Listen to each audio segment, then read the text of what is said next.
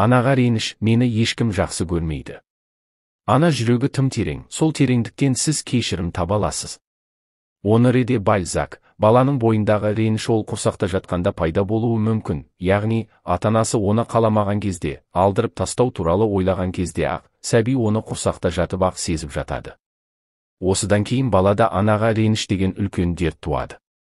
Ол мені жақсы көрмейді деп анасын жазғырады. Бәлкім, мынадай жағдай, анасы оған суық қарауы, үнемі жұмыстан қолы босамауы, ашушаңдығы, әр істі қатаң қадағалап отыруы, немесе керісінше, аналық міндетіне жауапсыз жан болуы ықтимал. Бәлкім, шектен тыс сынайтын немесе қалай дұрыс тәрбие берем деп сұраған болып, баласын үнемі өзгенің тәрбиесіне беріп қойды ма? Бала кезден келе жатқан өкпе реніш, баланы ұнатпайтын бақша, лагерге, ата-ананың баланы қаламайтын жаққа жіберуі, жұмысбасты ана аз уақыт бөлуі, есейіп қалғанда балам жақсы болсын деп басқа қалаға оқуға жіберуі, анаға деген сағыныш, одан туған реніш болуы ықтимал. Әрбір адам осы секілді жан жарасын арқалап жүреді, өйткені ешбір ана баласын ол қалағандай жақсы көре алмайды.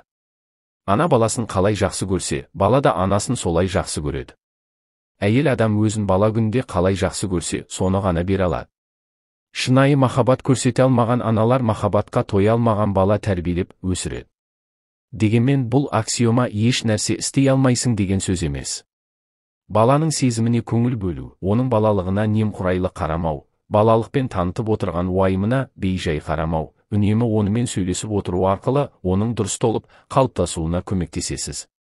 Сонда ғана бала теріс ықпалда емес, ішкі сезімін ұстамдылықпен тежей алатын адам болып қалыптасады. Әкеге деген реніш, қорғамады, тастап кетті, сыйламады. Мен өмір сүруді жөн көремін, осы тұста өткенге шолу жасағым келіп тұр. Егер ренішпен қоса тітіркену, ызалану, ашулану, жанның ауруы секілді күшті сезімдерді сезінер болсаңыз, онда сіздің жан жараңыз өте ескі. Сіздің психикаңыз қаншалықты қорғанбақ болып, сол жерден кетіп қалса, немесе ұрыс жанжал берекені қашырады деп ырымдап жағдайдан шықпақ болса да, кейбір адамдар бәрібір сізді осы сезімдердің тұзағына түсіріп алады. Қатты айтар болсақ, олай қорғанудың пайдасы жоқ. Олар одан сайын жаныңды жаралайды, өйткені қанша дайын болсақ та тағдырдың алдында шарасызбыз. Бала әкесінен, мен сенімен мақтанамын, сен күштісің, қолыңнан бәрі келеді, мейірімдісің деген сөздерді естігісі келеді. Иә, бала өзінің талантты екенін, бәрін істей алатынын, әкенің мақұлдағанын қалап тұрады. Бұл оған ерекше күш пен сенімділік береді. Сынайтын, бағаламайтын, немқұрайлы әке баласының таланты мен жетістігін мойындай алмайды, ал баласы болса өмір бойы кемсітілген, мойындата алмаған адам болып өмір сүреді. Мейлі көптеген жетістікке жетсе де, сол түсінікпен қалады. Ондай адам айналасынан өзін мойындайтын адамды іздеп, алдынан шыққан беделді адамға жағымпазданып жүретін болады. Өкінішке орай, ондай адамдардың қайта-қайта салы суға кете береді, өйткені оның ішіндегі бостықты ешкім толтыра алмайды. Ол бостықты бала күнде әкесі, ал өскенде өзі ғана толтыра алады. Өскенде өзін өзі толтыру деген нұсқа үлкен ерлікпен, руханиятпен жұмыс істеуді талап етеді деп айтуға келеме.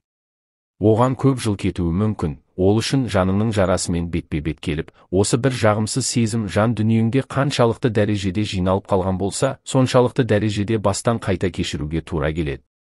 Содан кейін ғана барып бос қалған психологиялық кеңістікті өзін мойындау, өзін бағалау мен өзін сыйлау деген ұғымдармен толтырып тастау керек. Қыз бала мен әке арасындағы қарым-қатынас өте маңызды, өйткені бұл оның болашақ жармен жасайтын қарым-қатынасына әсер ететін болады. Бауырларға деген реніш, ата-анам менен гөрі соны жақсы көрген. Айтысқан ауыл болмас, болыспаған бауыр болмас. Мақал. Бала кездегі реніштің есейгенде де дерт болып жабысатынның бір мысалы осы. Мұндай өкпе адамның сағын сындырып, өмірге деген көзқарасын өзгертіп жібереді. Әдетте үйдегі балалардың үлкендері кішкентайларға өкпелі болады, өйткені оларды қаттырақ жақсы көреді, және мүлде ұрыспайды, ал оларды жерден алып, жерге салып жазалап, ұрсып жатады. Алайда кенжелердің де ренжитін дүниелері бар. Олар өзіне қарай ағылған өзгелердің ашу ағынын қабылдауына тура келеді. Келемежді, қысымды, қорлықты, кейде ұруды да қабыл алуына тура келеді. Егер сен кішкентай болсаң, үлкен ағаң мен әпкең секілді ақылды емессің, күшті емессің, қабілетіңде аз деген түсінік бар. Сені үнемі қатаң түрде бақылап отырған адамның қол астында болудың несі жақсы? Құрандағы Юсуф пен оның бауыры әкемізге бізден сүйіктірек деген сөзден ұғарымыз, бір кісінің өз балалары мен қыздарын әртүрлі дәрежеде жақсы көруінде ешқандай әбестік жоқ. Бірақ ардақты пайғамбарымыз мұны білдірмеуді ескерткен. Балаларға деген сүйіспеншіліктің әр қилы болуына тыйым салмаған. Бірақ олардың арасында әділ болуы және олардың арасында бір-бірлеріне дұшпандық туғызбау үшін кісі өз сезімін жасыруы керек. Бұрынғы күйеуіне немесе әйеліне деген реніш. Кісілігін жоғалтпаса, жауыңның қайсы бір иттігін кешіруге де болады. Асқар Сүлейменов, ерлі зайыптылар арасында бұрынғы жолдасына деген өкпе адамның болашағына қатты әсер етеді. Адам болашағын құра бастағанда бұрынғы өткен істеріне қайтып орала беретін болады. Осылайша секемденіп, қорғанып, өткеннен сабақ алуды ұйғарады. Әлбетте, жаңа әрі бақытты болашақ құру үшін әуелі ескі қарым-қатынастың ізін өшіру керек, яғни ескі діңгекті құлату керек. Кешіру дегеніміз қоштасу. Ыза және реніш сезіммен, ауырсынумен қоштасу. Өткен жағдаймен тұтастай қоштасу. Қоштаспайды екенсіз, ол сіздің ішіңізде бұғып жатып сізді ірте бастайды. Кешірмеу сізді ренжіткен адамға ештеңе де жасай алмайды және сол сезім сізді іштей мүжи береді. Қоштасқан екенсіз, демек шешімге келгенсіз деген сөз. Олай болса, айырылысқан екенсіз, енді оның артынан сөз айту, айыбын ашу мен кек сақтаудың түкке пайдасы жоқ екенін түсінуіңіз керек. Сіздерге лайфхак, Құран аятында айтылғандай, жақсылықпен ажырасу керек. Сізді қарым-қатынастың әйтеуір біткен емес, қалай біткені алаңдатуы керек. Қарым-қатынастан соғыстан қайтқанда емес, керісінше жанашыр жаныңызды ұшаққа, пойызға отырғызып жібергендей оны өміріңізден босатып жіберіңіз. Өкпелі адамдардың тізімін осылай жалғастырып кете беруге болады. Бірақ біз маңызды дегендеріне ғана тоқталдық. Реніштің денсаулыққа әсері кешірім, гүлдердің езілгенде беретін иісі кейде өмірдегі жағдайларды өзіміз қалыптастырамыз. Осының салдарынан көптеген дерттер пайда болады. Өйткені дұрыс емес ойлар, атап айтқанда қорқыныштар, қастасу, жек көру, тәкаппарлық, қызғаныш, өзін кінәлі сезіну, көңіл қалуы, разы болмау, жиналып қалған жағымсыз әсерлер мен сезімдерден шығады, және олар өте қауіпті. Бір ғана мені жақсы көрмейді деген ойдың өзі түрлі ауруға себеп болмақ, өйткені осы қорқыныш сезім өмірге қажет энергия көзін бұғаттап тастайды. Егер адам еш нәрсе сезінбесе және махаббатын көрсетпесе, иммунитеті әлсіреп, көптеген проблема шығып, адамдармен де ренжісе береді.